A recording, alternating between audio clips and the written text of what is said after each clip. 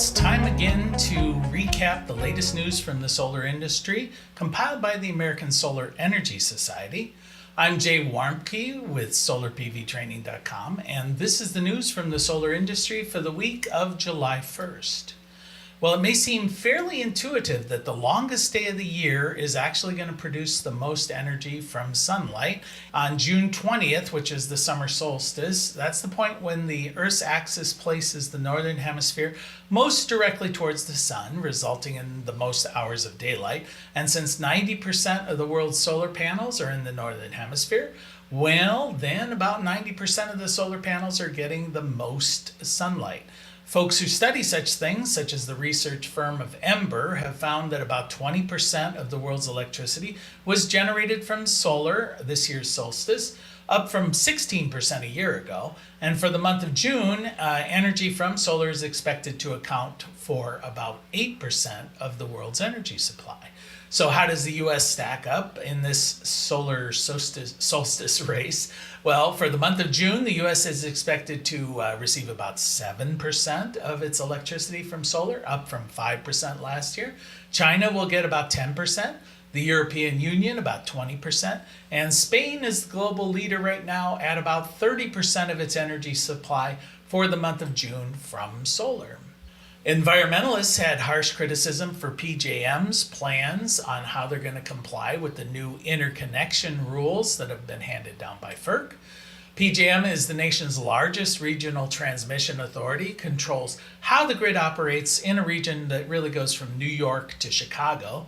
Well, in 2022, PJM instituted a pause on accepting all new applications for large projects to connect to the grid. This pause is not expected to be lifted until sometime in 2026. Well, in recent years, the backlog of requests from power generators, primarily wind and solar, has escalated. In fact, currently there's more than 2.6 terawatts of projects in the queue, more than twice the existing generating capacity that currently is on the electrical grid.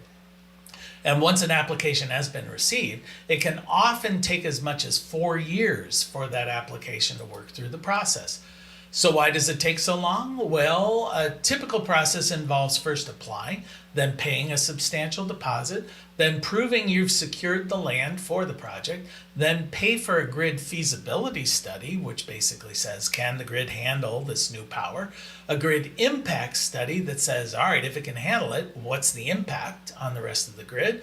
And then a facility study that says, okay, in order to do this, what kind of new equipment are we going to have to add to the grid? Then an agreement's made between the utility and the developer, and then the developer typically has to pay for the upgrades to the grid for their power to come online. This time-consuming and expensive process results in most developers withdrawing their application before it ever obtains approval. So earlier this year, FERC, which is the Federal Energy Regulatory Commission, announced new rules for interconnection that these regional authorities have to comply with, designed to speed it up and make it less expensive. PJM's response, according to activists, is basically, yeah, we'll be happy to comply with everything we want to comply with, which is pretty much not anything.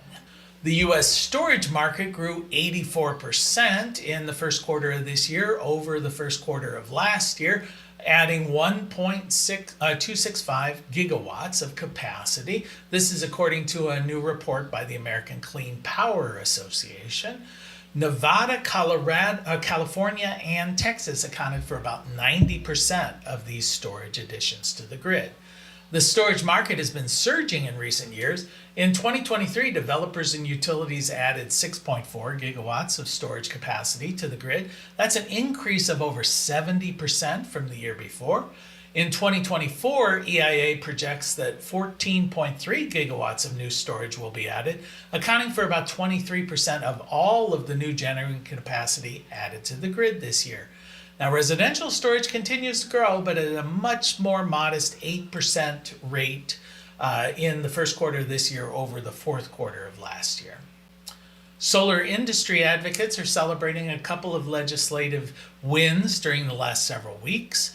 In the state of Minnesota, the legislature just passed the Minnesota Energy Infrastructure Permitting Act, which is designed to reduce the interconnection time by 6 to 9 months.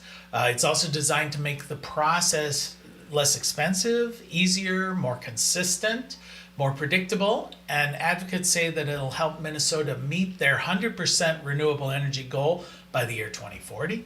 And in the state of Michigan, the efforts to overturn the 2023 Clean Energy Future Plan, which, like in Minnesota, was designed to make the application process easier and set a goal of 100% renewable by the year 2040. Well, folks were trying to overturn this, but they were unable to receive enough signatures to get this initiative onto the ballot. And that is the news from the solar industry for this week. We'll see you next week.